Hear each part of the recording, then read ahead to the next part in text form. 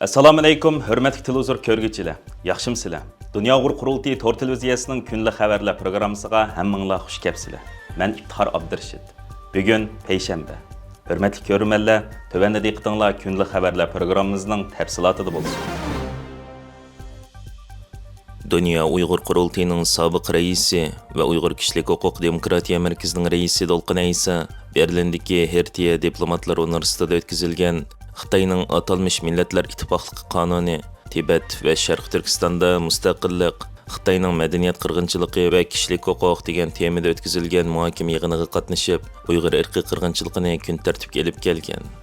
Bu yig'inning asosli temasi Tibet ve Şarkı Türkistan'ga merkezleşken öz taqdirini öz belgilash ve kişilik hukuk muhokama qilingan bo'lib, bu muhokama yig'inidan keyin Richard Gere ishlagan 14-Dalay Lamaning hikoyasini o'z ichiga olgan Baxtning hikmati nomli hujjatli film ko'rsatilgan.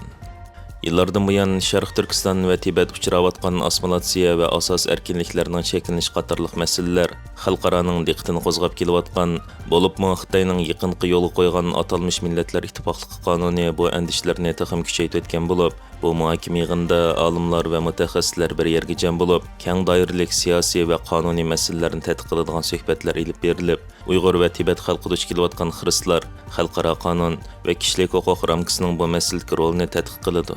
Bu yig'inda Berlin Erkin Universiteti Ta'lim tilshunoslik markazining ijtimoiy tilshunoslik mutaxassisi Giulia Cabras, Dolqin Aysa 2005-yildan buyon Germaniya Tibet xalqaro harakatining ijroiya mudiri bo'lib kelayotgan Kay Muller, Marino Laxwoben fondining xalqaro qonun professori va Hertie maktabining asos huquqlar markazining mudiri Violeta qatorliqlar so'z qilgan.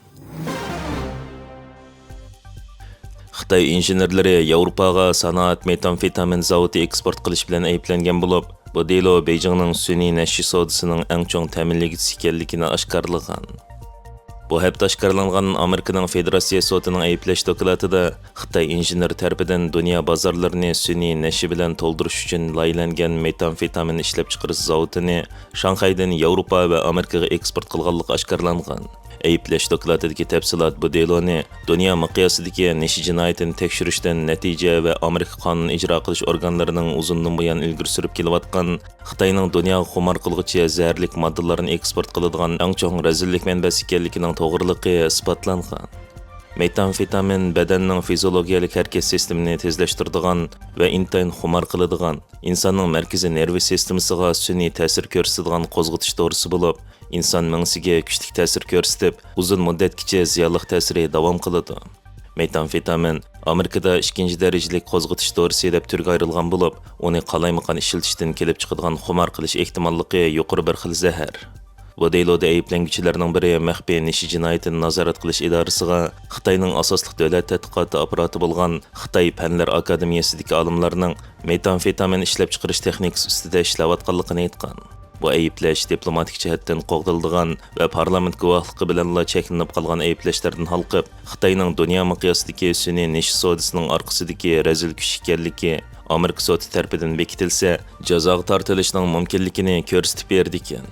Bu deloda Los Angelesdan Manhattangacha, Tokiodan Sharqi Janubiy Osiyogacha xotirlangan uchurlarda Xitoyning maxfiy agentlarining buning munosabat uchurlarini nazorat qilayotganligi diqqat qo'zg'agan bo'lib, mazkur delodagi 41 yoshli Vincent deb atalgan Wen Fengkuy va 26 yoshli Jerry deb atalgan Fan Pang ismli ikki Xitoy injener 2026-yili 2-fevral kuni Nyu-York shahrida qo'lga olingan.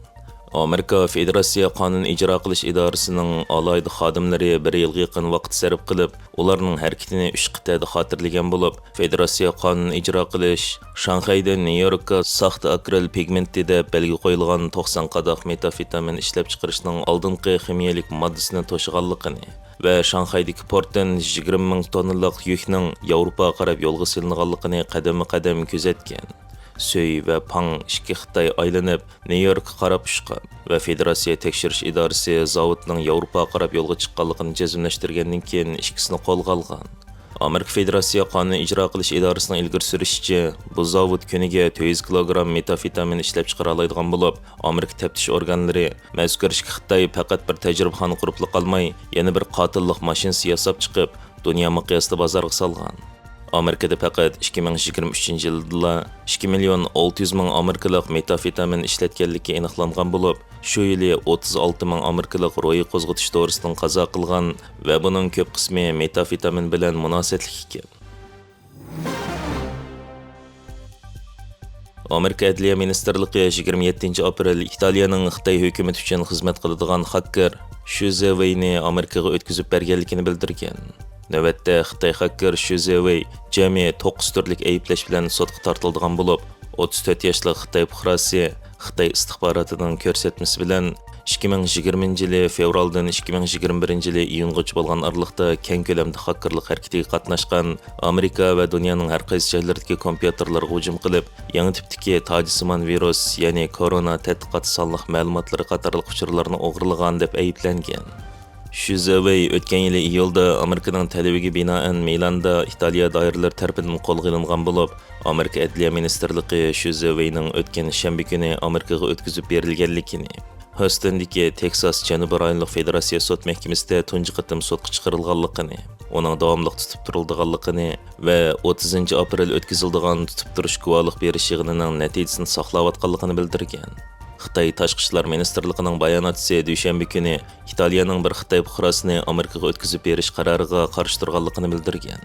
Amerika Adliya Ministerligi dushanba kuni e'lon qilgan axborot bayonotida Xitoy Davlat bexatarlik ministrligining Shu Zeweyga chet elning tojisimon virus tadqiqotini o'g'irlashga buyruq berganligini hamda Microsoft sistemasidagi yutuqlardan foydalanib, Amerika va butun dunyodagi necha minglagan kompyuterlarga hujum qilgan hakkerlik harakatlarga qatnashganligini ilgari surib, Shu Zeweyni Xitoyning to'xtamli hakkeri deb tasvirlagan.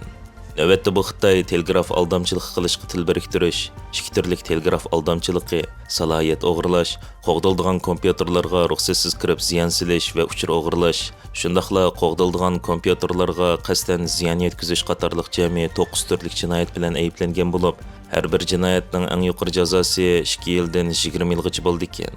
Amerika Adliya Ministerligining davlat bexatarlik ishlariga mas'ul yordamchi ministri John Eisenberg bu haqda Amerika şirketlerimiz ve universitetlerimizden uçur o'g'irlagan ve tor bexatarligimizga tehdit solgan hakkerlarni qo'g'lab tutishga bel bog'ladi degan. Hürmetli ko'rmanlar, yuqorida diqqatingizga kunlik xabarlar programmamizning tafsilotini sundik. Kelar qatimliq sonimizgacha ko'rishgich omon bo'lgaysizlar. Stansimizning YouTube kanaliga a'zo bo'lishni unutmang. Xayr xo'sh.